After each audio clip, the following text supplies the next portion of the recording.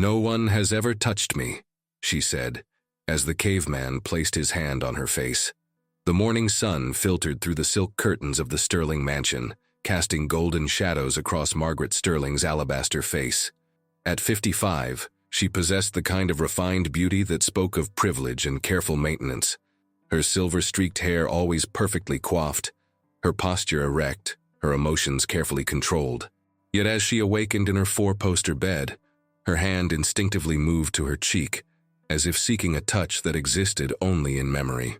"No one has ever touched me," she said, as the caveman placed his hand on her face.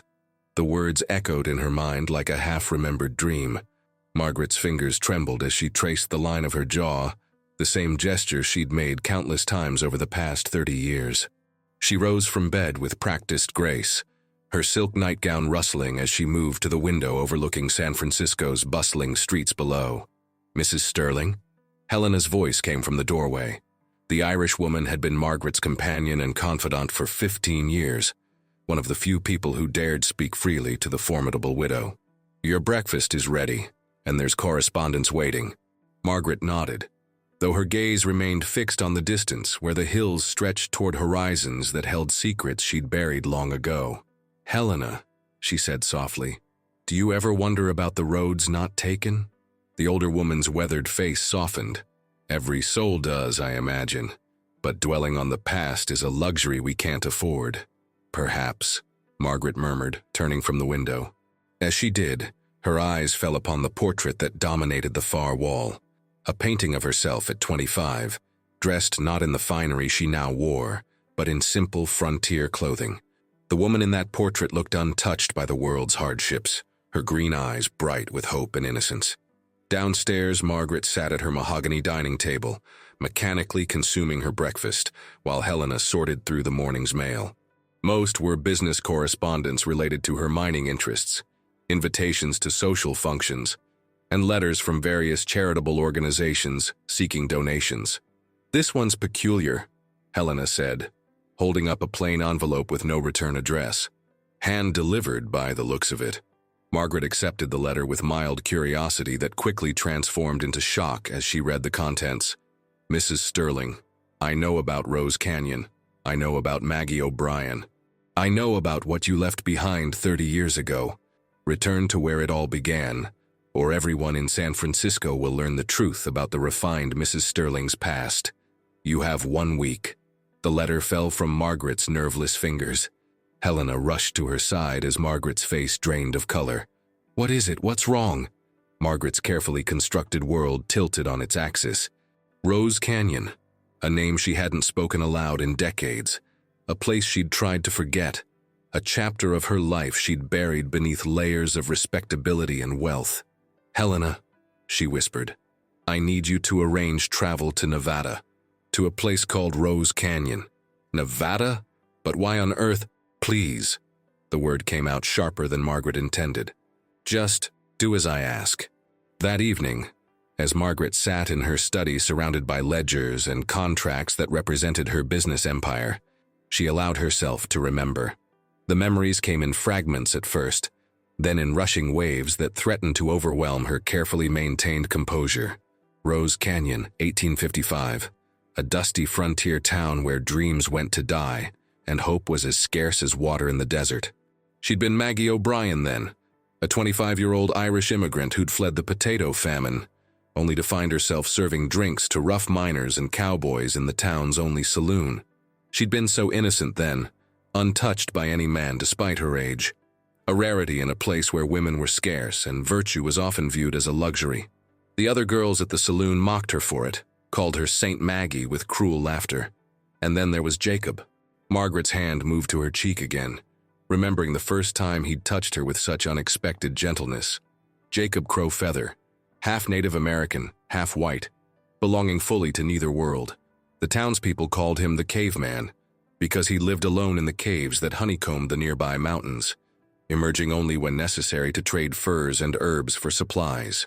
He'd been magnificent in his wildness, tall and lean, with coffee-colored skin that spoke of his mixed heritage, hair as black as a moonless night that he wore long and often braided with leather cords. His eyes were dark and intense, seeming to see straight through to a person's soul. There was something untamed about him, something that called to the part of her that had never been allowed to run free. But it was his hands she remembered most. Strong, capable hands that could track an animal across stone, weave baskets from river grass, and touch her face with a reverence that made her believe she was something precious. The sound of Helena's footsteps in the hallway brought Margaret back to the present. She quickly wiped away tears she hadn't realized were falling. "The arrangements are made," Helena announced. "Though I still think this is madness. Rose Canyon is practically a ghost town now. What could possibly be important enough to—" "My past," Margaret said quietly. "Everything I've tried to leave behind." 3 days later, Margaret found herself on a westbound train, watching the civilized landscape of California give way to the harsh beauty of Nevada. With each mile, she felt the careful layers of Mrs. Sterling's persona beginning to peel away, revealing the scared young woman underneath. The train journey gave her too much time to think, too much time to remember. She recalled the day she'd fled Rose Canyon, carrying nothing but a small bag of belongings and a secret that would change everything. She'd been pregnant then, desperate and alone, with nowhere to turn. The father of her child had been a mystery to the town, though rumors ran wild.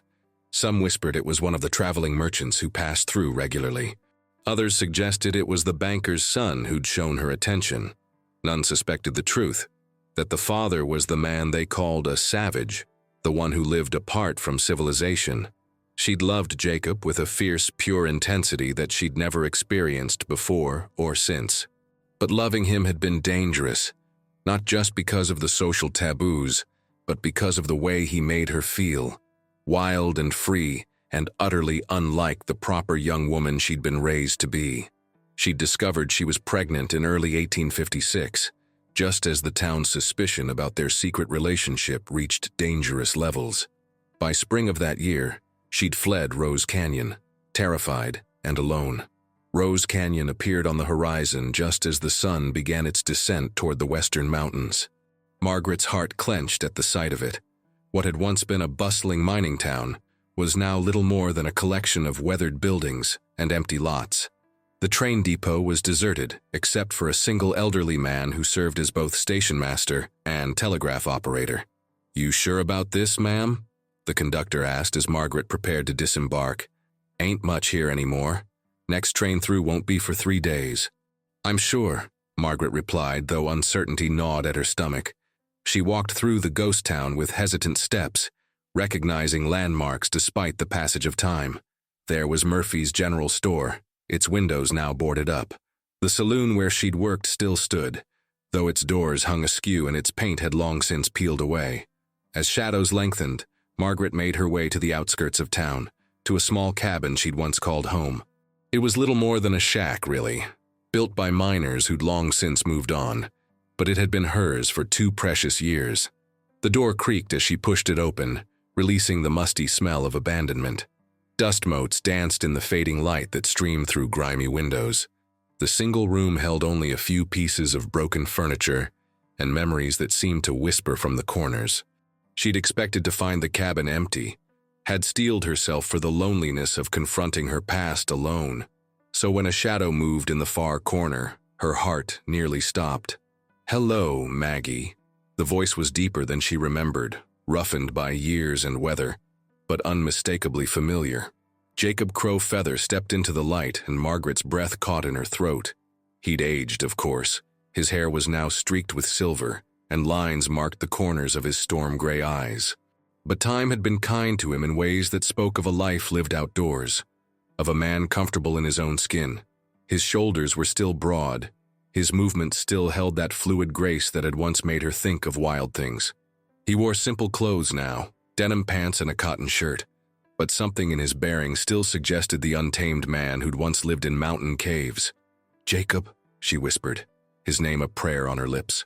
They stood there in the dying light, 30 years of separation stretching between them like a canyon neither knew how to cross. Margaret felt simultaneously like the sophisticated widow she'd become, and the innocent young woman who'd once loved this man with everything in her. "I knew you'd come," he said, moving closer with careful steps, as if approaching a wild creature that might bolt at any sudden movement. "I've been waiting." "You sent the letter?" she asked, though somehow she already knew the answer would be no. He shook his head. "But I knew someone would eventually. Too many people in this town have long memories and short tempers." Margaret's composure finally cracked. "Oh, Jacob," she said, and the tears she'd held back for 3 decades finally fell. "I'm so sorry. I'm so terribly, terribly sorry." And then his hand was on her cheek, just as it had been all those years ago, his touch gentle and reverent and everything she'd missed without knowing she was missing it. In the gathering darkness of the abandoned cabin, Margaret Sterling disappeared, and for a brief, shining moment she was Maggie O'Brien again, young and hopeful and desperately in love with a man the world called savage, but whose touch was the gentlest thing she'd ever known. The next morning brought harsh reality back with the desert sun. Margaret woke to find herself alone in the cabin, lying on an old blanket that smelled of sage and leather. For a moment she wondered if Jacob's appearance had been a dream, a manifestation of her guilty conscience and desperate longing.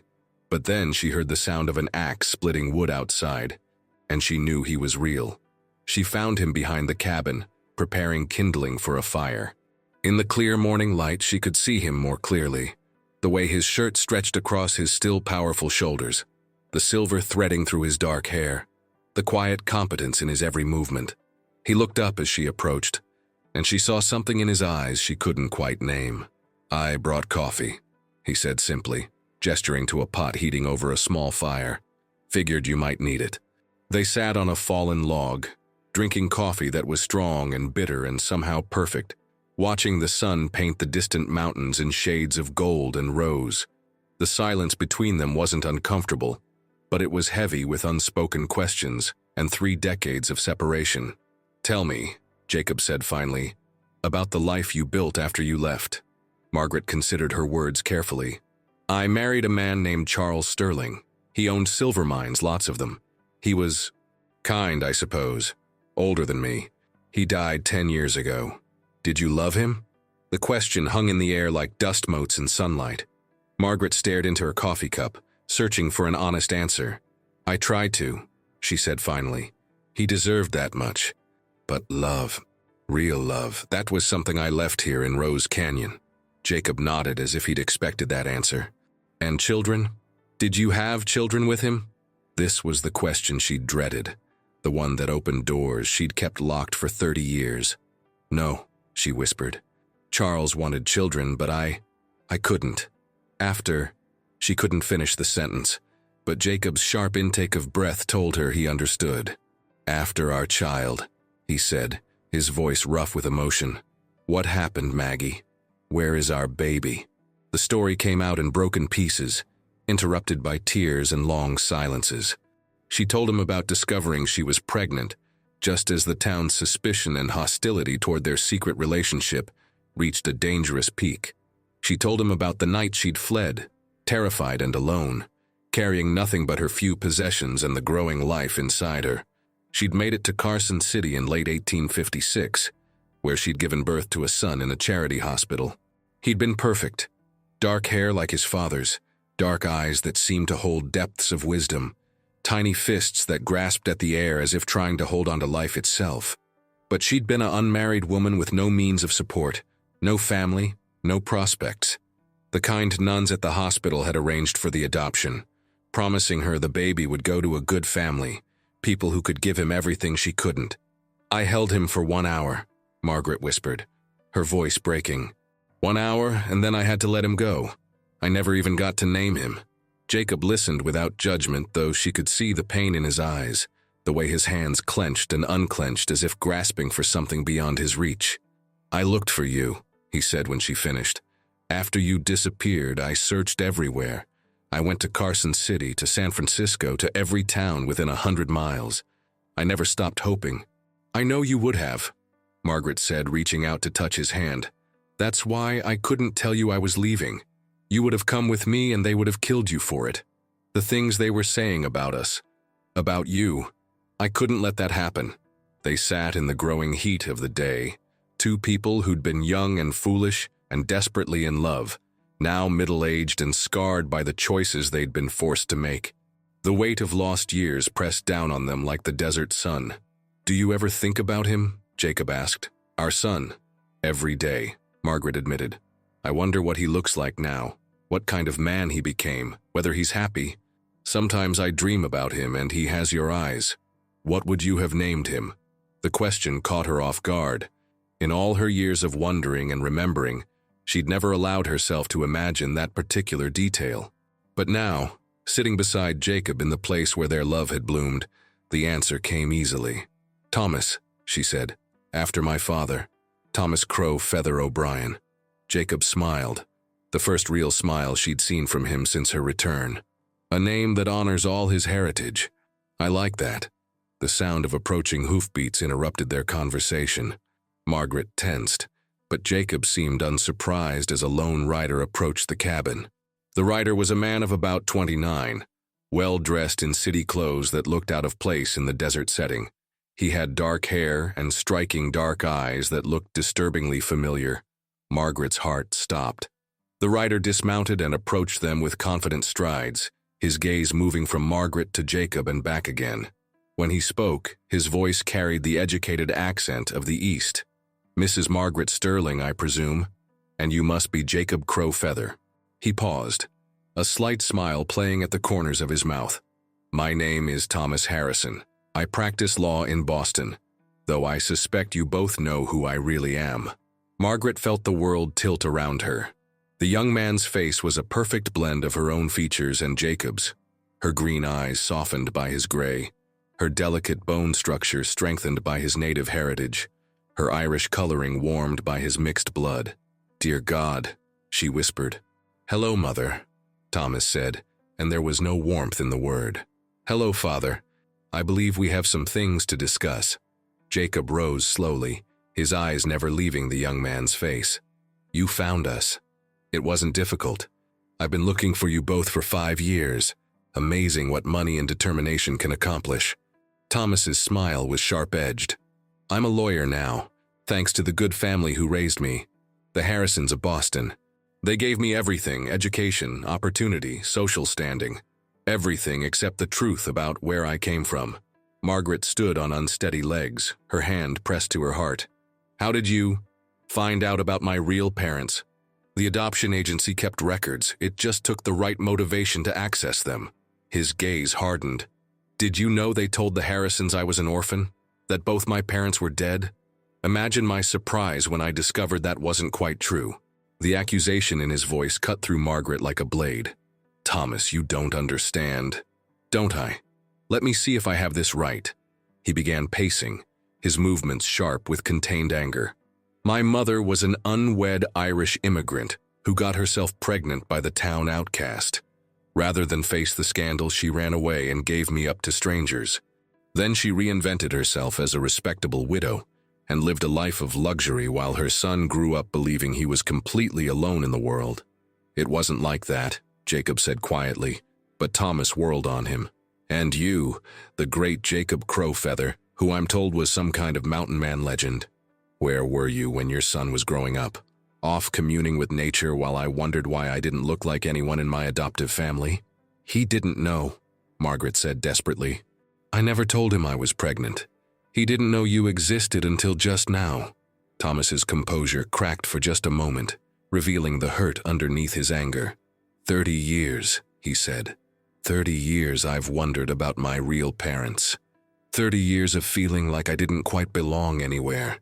The silence stretched between them, heavy with pain and regret and the weight of lost time. Margaret wanted to reach out to her son, to somehow bridge the chasm of hurt and misunderstanding, but she didn't know how. "I sent the letter," Thomas said finally. "I wanted to see what you'd do if your past caught up with you. I wanted to see if the great Margaret Sterling would risk her reputation to face the truth." "And what did you discover?" Jacob asked. Thomas looked from one to the other, his expression unreadable. "That's what I'm still trying to figure out." As the day wore on, the three of them talked, sometimes shouting, sometimes whispering, sometimes sitting in painful silence. Thomas told them about his childhood with the Harrisons, how he'd excelled in school, but always felt like he was performing a role rather than living his life. He spoke of his law practice in Boston, his success and his loneliness. his drive to uncover the truth about his origins.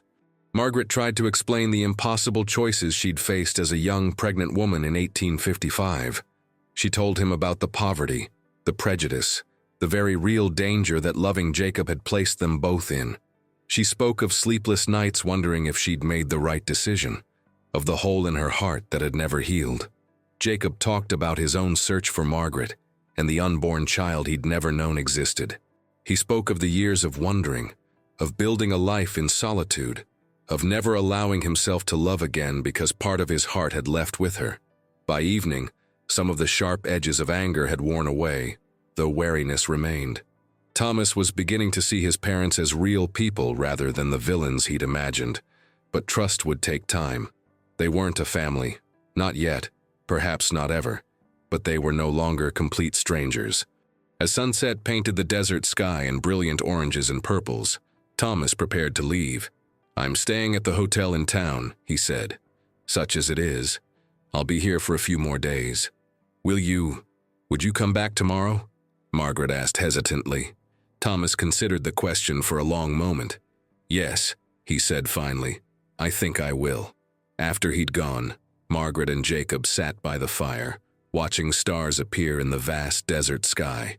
The silence between them was different now, still heavy but with shared sorrow rather than solitary grief. "He's a good man," Jacob said. "Angry, but good. The Harrisons raised him well." "He has your eyes," Margaret whispered. "And your stubborn streak, I think. And your spirit. The way he tracked us down, demanded answers. That's pure Maggie O'Brien determination." They talked through the night, filling in the gaps of 30 years, sharing memories both bitter and sweet. As dawn approached, Margaret felt something she hadn't experienced in decades. Hope. Not for a return to what they'd lost, but for the possibility of something new. Something built on truth, rather than secrets. "Jacob," she said as the first light touched the mountains, "what happens now?" He turned to look at her, and in his storm-gray eyes, she saw the same hope reflected back at her. "I don't know," he said honestly, "but for the first time in 30 years, I'm not facing it alone." Thomas returned the next day and the next, each visit lasting a little longer, the conversations becoming a little less guarded. Margaret began to see glimpses of the boy he'd been beneath the polished exterior of the successful lawyer. Curiosity about his heritage, a dry sense of humor that reminded her of Jacob, a deep well of compassion despite his hurt. On the fourth day, as they sat sharing a simple meal, Thomas asked the question Margaret had been dreading. "Are you planning to stay here, both of you?" Margaret glanced at Jacob, then back at her son. "I don't know. My life, my business, everything I've built is in San Francisco. And yet you're here," Thomas observed. "Yes," she said simply. "I'm here." That afternoon, as Thomas explored the area around the cabin, Jacob and Margaret walked to the caves where he'd once lived. The path was overgrown now, but Jacob navigated it easily, his feet remembering the way even after all these years. The cave entrance was smaller than Margaret remembered, partially hidden by brush and fallen rocks, but inside, it opened into a spacious chamber that had been Jacob's home for so many years. Sunlight filtered through cracks in the ceiling, illuminating smooth stone walls and the remains of a simple but comfortable living space. "I used to dream about bringing you here," Jacob said, his voice echoing slightly in the enclosed space. "About showing you the paintings on the back wall, the ones my grandmother taught me to make." Margaret followed him deeper into the cave, where ancient pictographs covered the stone. Animals, stars, human figures dancing around fires. But mixed among the traditional images were others, clearly more recent. Her heart caught as she recognized her own face, painted in ochre and charcoal, dozens of versions showing her at different ages, in different moods. "You painted me," she whispered, tracing one image with her fingertip. "Every year," Jacob admitted. "On the anniversary of the day you left. It was the only way I could keep you alive in my heart." Tears blurred her vision as she saw the progression of images. Her face aging as Jacob imagined she might, growing more refined, more distant, but always beautiful in his eyes. The last painting showed her as she was now, silver-streaked hair and fine lines around her eyes, but with an expression of peace she rarely wore. "How did you know I'd look like this?" Jacob stepped closer, close enough that she could feel the warmth of his body, smell the sage and leather scent that clung to his clothes. Because I never stopped loving you. Love sees the truth beneath time's changes. When he reached out to gently brush away her tears, Margaret closed her eyes and allowed herself to feel, not the controlled emotions of Mrs. Sterling, but the wild, pure love of Maggie O'Brien, a love that had never truly died despite years of burial beneath respectability and duty. I never stopped loving you either, she whispered against his palm. I married Charles. I built a life. I tried to forget. But you were always there, in the quiet moments, in dreams, in the space between heartbeats. This time, when he kissed her, she didn't pull away. They returned to the cabin as evening fell, finding Thomas waiting for them with an expression of barely contained urgency. We have a problem, he said without preamble. I was in town talking to the hotel keeper and he told me some interesting news. Apparently, Reverend Whitmore has been asking questions about you, Mother. About your past here in Rose Canyon. Margaret felt ice settle in her stomach. Reverend Josiah Whitmore had been the town's moral authority 30 years ago, a fire and brimstone preacher who'd viewed her relationship with Jacob as an abomination. She'd assumed he was long dead. He's still alive, she asked. Very much so. And according to the hotel keeper, he's been stirring up the few remaining residents, telling them that the notorious Maggie O'Brien has returned to corrupt their town again. Jacob's expression darkened. Whitmore always was a poisonous snake. What's he planning? A town meeting, Thomas said. Tomorrow night. He's calling it a moral reckoning and promising to expose the truth about Margaret Sterling's sordid past. Margaret sank onto the cabin's single chair, the weight of the situation pressing down on her. He means to destroy me publicly, to make sure everyone in San Francisco knows about all of this. Let him try, Jacob said fiercely. We're not the scared young people we were 30 years ago. But I am scared, Margaret admitted. Not of Whitmore, not of scandal, but of losing what we've just found again. Of Thomas thinking less of me than he already does. To her surprise, Thomas knelt beside her chair, taking her hands in his. Mother, he said, and this time the word held warmth. I've spent 5 years learning the truth about my birth. I've read every record, talked to everyone who was here back then. I know exactly what happened, and I know why you made the choices you did. Then you know I gave away the most precious thing in my life because I was a coward, Margaret said, tears flowing freely now. No, Thomas said firmly. I know you gave away the most precious thing in your life because you loved me enough to want better for me than you could provide. There's a difference. The simple absolution in his words broke something loose in Margaret's chest. 30 years of guilt and self-recrimination finally beginning to heal. What do you suggest we do? Jacob asked. Thomas smiled, a smile that transformed his serious face and reminded Margaret powerfully of his father. We go to the meeting, all 3 of us. We tell our story before Whitmore can twist it into something ugly. We take control of the narrative. The whole town will know, Margaret said. Good, Thomas replied. Let them know. Let them know that Maggie O'Brien loved deeply and purely and was brave enough to sacrifice everything for that love. Let them know that Jacob Crow Feather was never the savage they painted him as, but a man of honor who searched for his family for 30 years. Let them know that their son grew up to be a successful lawyer who's proud of his heritage. All of it. Margaret looked at Jacob, seeing her own feelings reflected in his eyes. Fear, yes, but also determination. They'd hidden long enough. They'd let other people define their story long enough. All right, she said, we tell the truth. The next evening, the old community hall was fuller than it had been in years. Word of the meeting had spread beyond Rose Canyon's handful of residents to neighboring towns, drawing the curious and the cruel in equal measure. Margaret entered the hall flanked by Jacob and Thomas, her head held high despite the whispers that followed in their wake. Reverend Whitmore stood at the front of the hall, his once imposing figure now bent with age, but his eyes still burning with righteous fury. At 70, he was a dried husk of a man sustained by bitterness and an unshakable belief in his own moral superiority. Friends, he began, his voice still carrying the power that had once commanded congregations. We are gathered here tonight to address a cancer that has returned to our community. 30 years ago, we rid ourselves of a woman who brought shame and depravity to our town. Now she has returned, flaunting her wealth and respectability, hoping we've forgotten her sins. Murmurs rippled through the crowd. Margaret felt Jacob tense beside her, but she placed a steadying hand on his arm.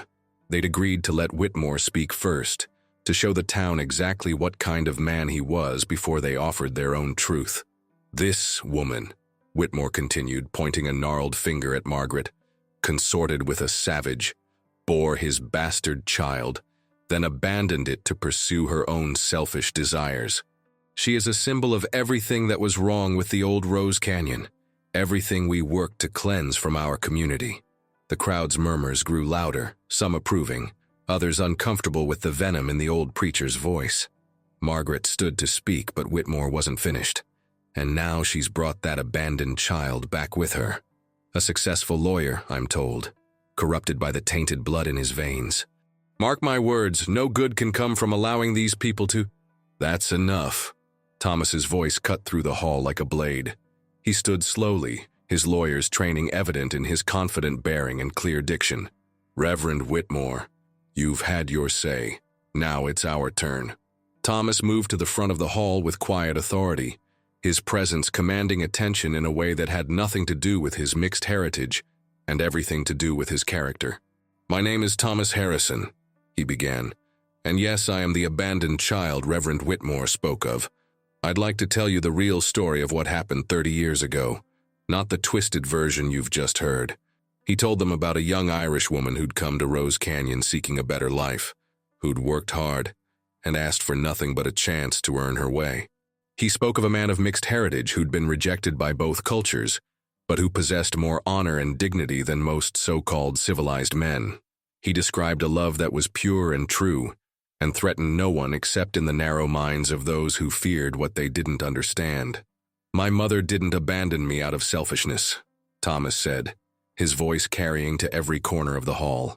She gave me up because she loved me enough to want better for me than an unmarried woman could provide in 1855. My father didn't know I existed because my mother was protecting him from men who would have killed him for the crime of loving across racial lines. Margaret watched the faces in the crowd, seeing the shift from hostile curiosity to something approaching understanding. Thomas was gifted with words in a way she'd never been, able to paint pictures with language that helped people see beyond their prejudices. I grew up in Boston with a wonderful family who gave me every opportunity, Thomas continued. I became a lawyer, built a successful practice, contributed to my community, but I always wondered about my origins, about the parents who gave me life. When I finally found the truth, I wasn't ashamed. I was proud of a mother who sacrificed everything for love and honor, proud of a father who spent 30 years searching for what he'd lost, proud to be the son of two people who loved each other enough to risk everything. He paused, his gaze moving from face to face in the crowd. The question before you tonight isn't whether my parents' love was appropriate by the standards of 30 years ago. The question is whether you're going to let an embittered old man define who we are as a community today. Reverend Whitmore rose to his feet, his face purple with rage. Don't be swayed by their eloquent lies, he thundered. This woman is a contamination upon our community. I have letters, documentation of her shame that I will send to every newspaper in California if necessary. But Dr. Matthews stepped forward. Reverend, I think you've said enough. These people have shown more Christian charity in one evening than you've shown in 30 years of preaching. The crowd murmured agreement, and Whitmore realized his power over them was finally broken. Margaret rose then, her heart pounding but her voice steady. I won't defend the choices I made 30 years ago, because they don't need defending. I loved Jacob Crowfeather with everything in me, and I'm not ashamed of that love. I gave birth to a son I adored, and giving him up nearly destroyed me. But I did what I thought was best for him at the time, with the options I had available. She looked directly at Reverend Whitmore, her green eyes blazing with 30 years of suppressed anger. What I will not tolerate is having that love, that sacrifice twisted into something ugly by a man who preaches about God's love, but has never shown an ounce of compassion in his life. Jacob stood then, and Margaret saw the ripple of unease that went through the crowd. Even at 55, even in simple clothes, There was something commanding about him, something that spoke of strength and wildness barely contained. "I've lived apart from this community for most of my life," he said, his deep voice carrying easily through the hall. "I've watched from the mountains as you've struggled to build something lasting here. I've seen families come and go, businesses fail, dreams die, and through it all I've seen the same fear that drove Maggie away 30 years ago. Fear of anything different, anything that doesn't fit your narrow definition of acceptable." He moved closer to the crowd, and Margaret saw some people lean back instinctively, but others leaned forward, drawn by the quiet power in his words. "You called me a savage," Jacob continued. "Maybe I am by your standards. I've lived off the land, followed the old ways, kept to myself, but I've never cheated anyone, never broken my word, never caused harm to those who left me in peace. Can all of you say the same?" The challenge hung in the air, and Margaret saw shame flicker across several faces in the crowd. "Maggie O'Brien loved me when nobody else would even speak to me," Jacob said, his voice softening as his gaze found hers. "She saw past the color of my skin, past the circumstances of my birth to the man underneath. She made me believe I was worth loving, and when she had to choose between her own happiness and our child's future, she chose him. That's not the action of a selfish woman. That's the sacrifice of a mother." An elderly woman in the front row stood slowly. Margaret recognized her as Mrs. Patterson, who'd run the boarding house years ago. "I remember you, Maggie," she said, her voice carrying clearly through the hall. "You were a good girl, worked harder than most, never caused trouble. And you," she turned to Jacob, "you helped my husband when he broke his leg hunting. Stayed with him all night in a snowstorm, made sure he got home safe. Don't seem much like a savage to me." Other voices began to join in, people remembering kindnesses, questioning the narrative they'd been fed for 30 years. The crowd's mood was shifting, and Reverend Whitmore could feel his influence slipping away. "Don't be fooled by their pretty words," he shouted, desperation creeping into his voice. "This woman abandoned her moral duty, consorted with Reverend Whitmore." The voice belonged to Dr. Matthews, a respected physician who'd been practicing in the area for decades. "With all due respect, I think it's time you sat down. These people have spoken their truth with dignity. Perhaps it's time we showed them the same courtesy." A murmur of agreement rippled through the crowd. Whitmore's face flushed purple with rage, but he found himself increasingly isolated as community members who'd once followed his lead began to distance themselves. Margaret felt something release in her chest, a knot of fear and shame she'd carried for 30 years finally beginning to unravel. She looked at the faces in the crowd and saw not the condemnation she'd expected, but curiosity, understanding, even sympathy. "I have one more thing to say," she announced, her voice stronger now. "Reverend Whitmore threatened to expose my past to destroy my reputation in San Francisco. Well, here's what I say to that threat. I no longer care what San Francisco society thinks of me. I've spent 30 years living behind a mask, being someone I thought I should be instead of who I really am. I'm tired of hiding." She moved to stand between Jacob and Thomas, a hand on each of their arms. "These are the two most important men in my life. One gave me a love so pure it changed everything I thought I knew about myself. The other is proof that love can create something beautiful, even under the most difficult circumstances. I'm proud to stand with them, and if that costs me my place in polite society, so be it." The hall erupted in conversation as people processed what they'd heard. Margaret caught fragments, some supportive, some skeptical, but none of the vicious condemnation she'd feared. Even more surprising, she realized she genuinely didn't care about the skeptics. For the first time in decades, she was being completely honest about who she was, and the freedom of it was intoxicating. Thomas stepped forward once more. "I came here angry," he said. "Angry at my mother for giving me away, angry at my father for not knowing I existed, angry at a world that made their love something to be ashamed of.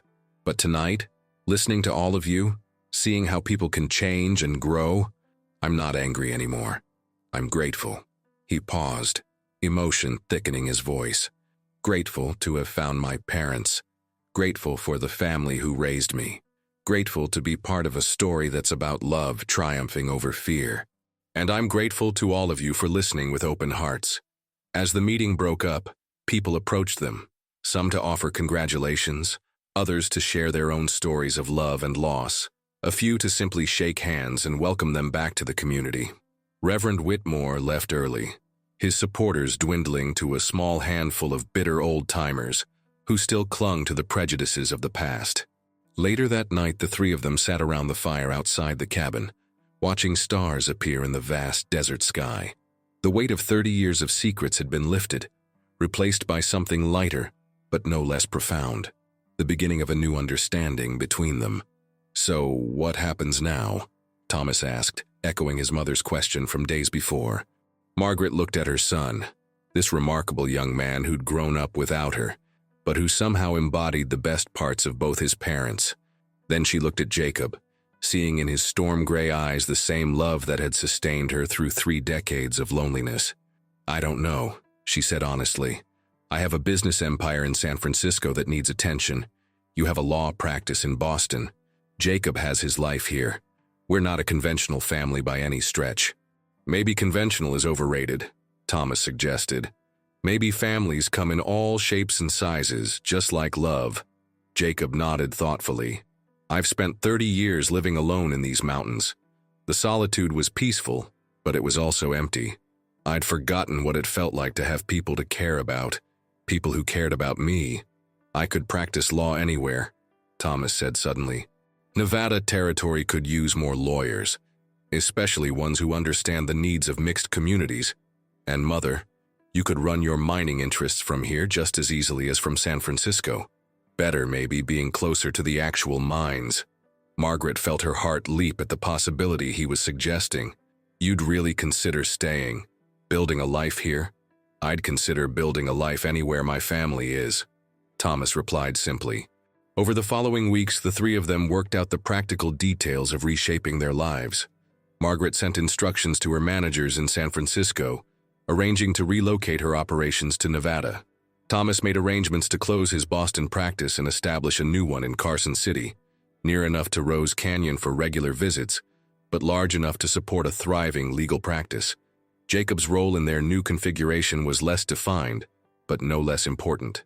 He became Margaret's guide to the mining regions she'd inherited, his knowledge of the land and its people proving invaluable in ways she'd never expected.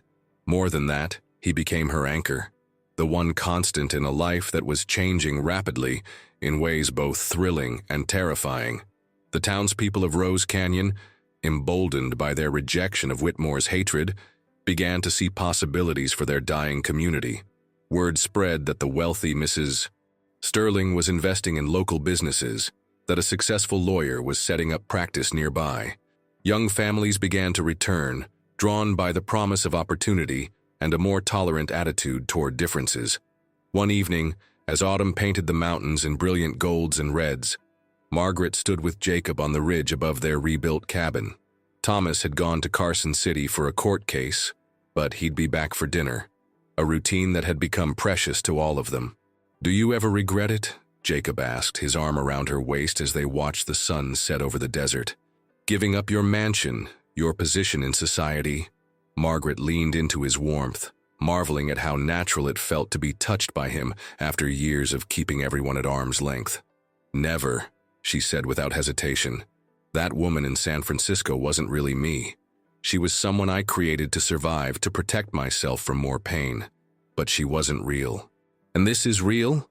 Margaret turned in his arms, studying his face in the golden light. The years had been kind to him. His features had gained character without losing their appeal. His eyes still held the depth that had first captured her heart. There was silver in his hair now and lines around his eyes, but to her he was more beautiful than ever, because he was wholly, authentically himself. "This is real," she confirmed, rising on her toes to kiss him. "This is who I was meant to be." As winter approached, they began making plans for a wedding, a simple ceremony that would finally make official what had been true in their hearts for 30 years. Thomas would give away the bride, a role that filled him with quiet pride. Dr. Matthews would perform the ceremony, having been ordained as a minister years earlier. The entire community would be invited, a celebration of love's triumph over prejudice and fear. The night before the wedding, Margaret sat in the cabin where it all began, wearing a simple white dress that suited her far better than the elaborate gowns she'd worn in San Francisco. Thomas sat beside her, holding her hand in the way sons do when they want to offer comfort and strength. "Are you nervous?" he asked. "No," Margaret said, and realized she meant it completely. "For the first time in 30 years, I know exactly who I am and what I want. Tomorrow I marry the only man I've ever truly loved, surrounded by family and friends who accept us as we are. How could I be nervous about that?" Thomas squeezed her hand. "I'm proud of you, Mother. Proud of the courage it took to come back here, to face the truth, to choose love over safety." "I'm proud of you too," Margaret replied, "for forgiving us, for staying, for helping us become a family despite everything that went wrong. We're going to be happy," Thomas said with the certainty of a man who'd found his place in the world. "All of us together, we're going to be happy." The wedding dawned clear and bright, with the kind of crisp mountain air that made everything seem possible. Margaret walked down the makeshift aisle between rows of wooden chairs, her hand on Thomas's arm, her eyes fixed on Jacob waiting for her at the altar. He wore a simple black suit that emphasized his natural elegance, his long hair braided with leather, and silver beads that honored his heritage. When she reached him, he took her hands in his, and she felt the same electric connection that had sparked between them 30 years earlier. "Dearly beloved," Dr. Matthews began, but Margaret barely heard the traditional words. She was lost in Jacob's eyes, in the promise she saw there, in the future they were finally free to build together. When it came time for vows, they'd chosen to speak their own words rather than repeat traditional phrases. Jacob went first, his deep voice carrying clearly through the assembled crowd. "Maggie," he said, using the name only he was allowed to call her. "30 years ago you taught me that love could conquer fear, that a heart could hold more than one person ever imagined possible. You showed me that I was worthy of love, worthy of hope, worthy of happiness. Today I promise to spend the rest of my life showing you the same. I promise to love you, not just for who you were, but for who you've become. I promise to build a future with you that honors our past, while embracing all the possibilities ahead." Margaret's eyes filled with tears as she spoke her own vows. "Jacob, you once told me I was worth loving when I didn't believe it myself. You touched my face with such gentleness that I knew what true tenderness felt like. I spent 30 years trying to forget that touch, but it was impossible. It had marked my soul. Today I promise to never run from love again, to never hide from who I really am, to never let fear make my choices for me. I promise to love you completely, honestly and forever." Dr. Matthews pronounced them husband and wife, and when Jacob kissed her, the crowd erupted in cheers and applause. But Margaret heard none of it. She was aware only of Jacob's lips on hers, of his arms around her, of the profound rightness of finally being where she belonged.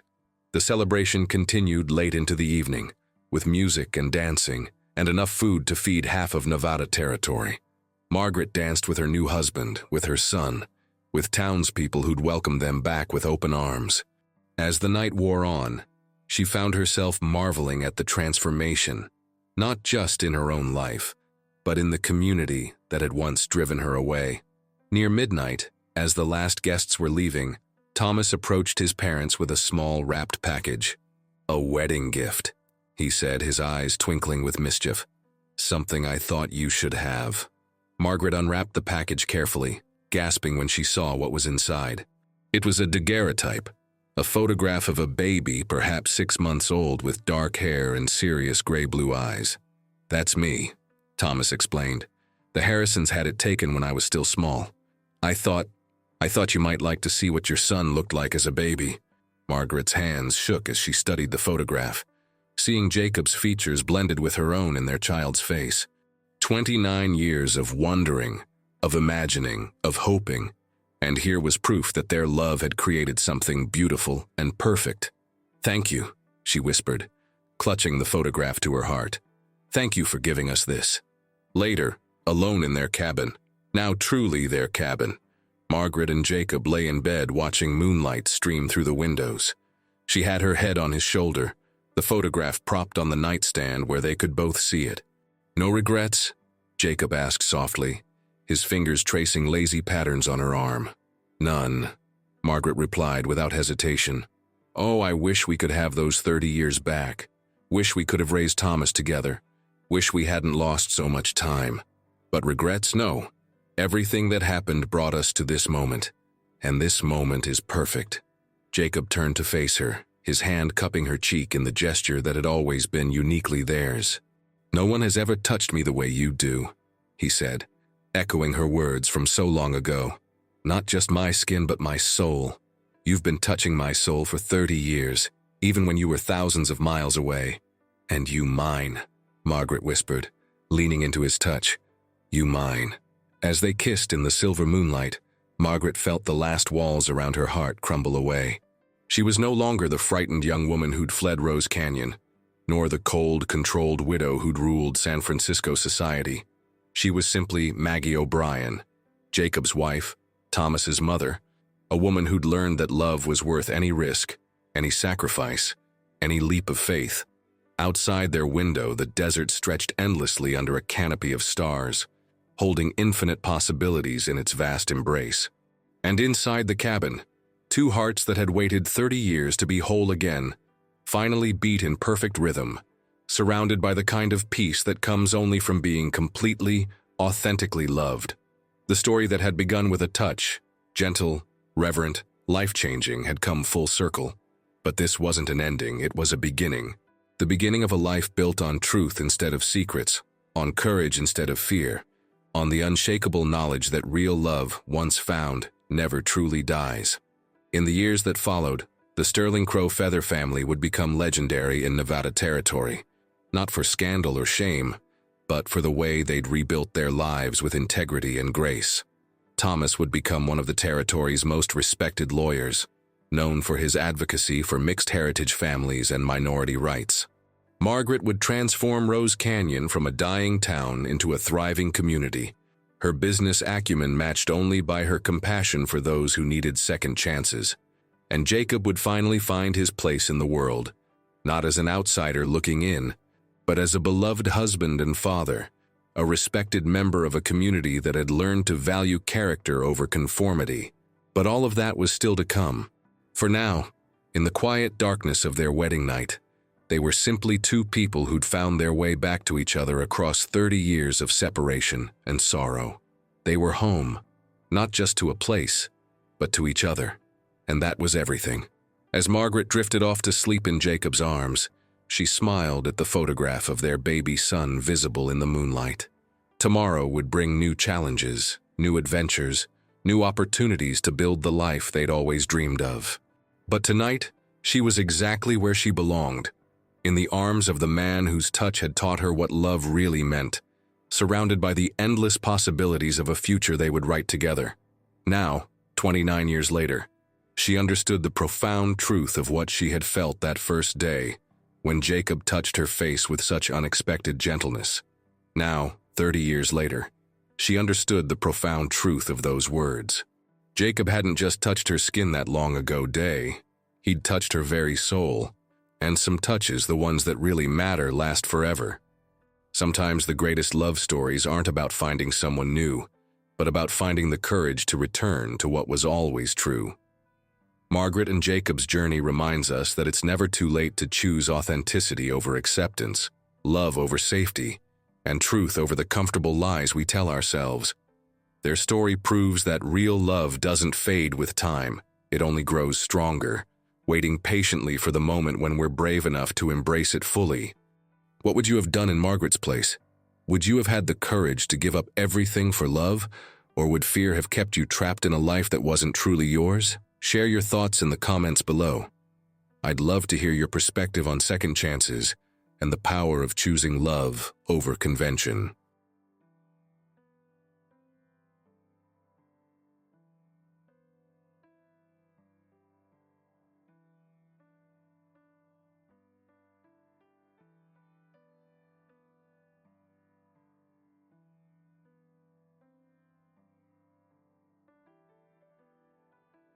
And if stories like this touch your heart the way they touch mine, please subscribe to the channel and hit that notification bell so you never miss these tales of courage, redemption, and the enduring power of true love.